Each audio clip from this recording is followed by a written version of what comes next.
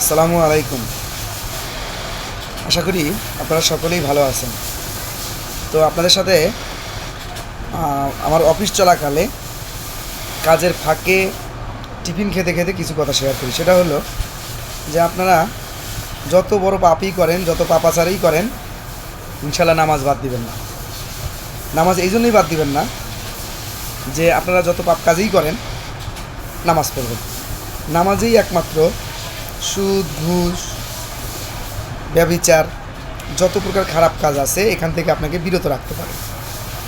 তো আপনি খারাপ কাজ করতেছেন, তো তাই বলে চিন্তা করবেন যে আমি খারাপ, তো খারাপই, তো আমি নামাজ পড়বো না, না, এটা করবেন না। তাহলে আপনি এই পাপ কাজ থেকে কোনো দিনই ফিরে আসতে পারবেন না। তো আপনি নামাজ পড়েন, দেখবেন যে ইনশাল্লাহ এই নামাজই আপনাকে একদিন এই পাপাচার থেকে মুক্ত করে দেবে ইনশাআল্লাহ।